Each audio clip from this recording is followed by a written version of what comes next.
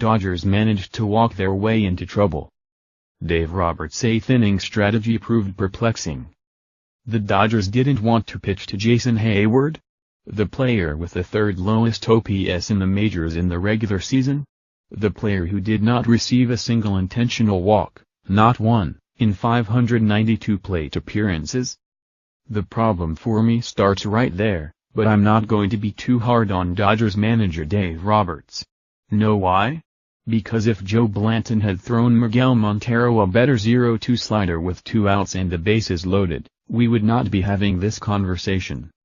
No, we would be talking about something else, dissecting other moves, chattering about this or that rather than the dramatic, eighth-inning grand slam by Montero that lifted the Cubs to an 8-4 victory Saturday night in Game 1 of the National League Championship Series. In fact, we might be second-guessing Cubs manager Joe Maddon for lifting left-hander Jon Lester after 6 innings and 77 pitches, or again employing a foiled strategy by asking closer Aroldis Chapman for a 6-out save. Alas, it was Roberts' turn to draw scrutiny on this night, 2 days after he received widespread praise for his deft managing of Game 5 of the division series. That's the beauty of baseball, the beauty of this postseason in particular. But let's get back to the eighth, back to Roberts' questionable logic in ordering intentional walks to both Heyward and pinch hitter Chris Coghlan yet pitching to the red-hot Javier Baez. Roberts, with the score tied 3-3, believed the Dodgers' best chance was to work their way to the 9th spot in the Cubs' order and force them to hit for Chapman. I felt that if we did that, Roberts would say later, then the game was ours. Part of Roberts' rationale was that the left-handed Jock Pederson and Andrew Toles, 2 of the Dodgers' first 3 hitters the next inning, would have stood a better chance against Chapman's replacement, righty Hector Rondon, than the 100-mile-per-hour lefty. Fair enough. But in the end, loading the bases was pushing the envelope too far. Blanton, the Dodgers' second-best reliever after Kenley Jansen, began the 8th by allowing a double to Ben Zobrist. He then retired Addison Russell on a ground out. No, Maddon didn't bunt with Russell, who is 1 for 19 in the postseason. Heyward, who had hit a triple off Kenta Maeda in his first at-bat, was next. True, the left-handed Heyward against the right-handed Blanton was not ideal from the Dodgers' perspective, but Heyward's OPS against righties this season was only .647. Why not be thankful for the soft spot in the lineup? Attack Heyward with a base open and tip your cap if he beats you. In the likely event you retire him, you could then walk Baez with 2 outs, or not, and deal with either him or Coghlan.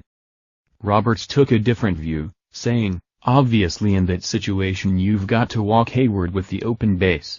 And with that, the targeting of Chapman's spot in the order began to take shape. After Blanton retired Baez on a fly to right, Roberts was 1 out away from keeping the score tied, and 1 batter away from getting Chapman out of the game. By walking Coghlan, he intended to accomplish both. 2 outs, bases loaded, wasn't a spot for Jansen, not 2 nights after the closer threw a career-high 51 pitches in Game 5 of the division series.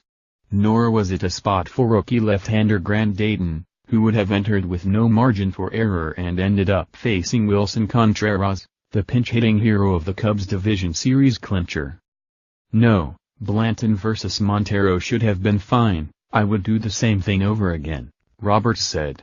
10 times out of 10 I would take Joe Blanton against Montero. Except Blanton, too, had no margin for error. He threw a poor slider on 0-1 that Montero swung through, then came back with virtually the same pitch. Grand slam. He threw a good slider into my barrel. I mean, it was a good slider for me, Montero told me during our post-game interview on FS1. So much for 10 times out of 10, but Roberts spoke with admirable conviction about his decision-making afterward.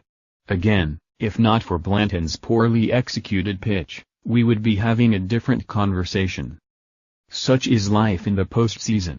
Roberts said that he would not second-guess himself, explaining, the process for me, I felt really good about it. But Maddon, before and after the game, referenced something he learned about managing from the late Gene Mauch. Play the game 3 times, before, during and after, Madden said. Gene told me that many, many years ago. I will tomorrow with my cup of coffee, a large Americano. I'll sit there and go over this whole thing again and rehash it. But you have to play it before. And then, of course during the game, anything goes. Your plans could get blown up. Of course, even if Roberts replays Game 1 in his own mind, a good bet, no matter what he says, he cannot dwell on it for too long. Another series of major decisions awaits him in Game 2, including the perennial October doozy. How long do you stick with Clayton Kershaw? October. Ain't it grand?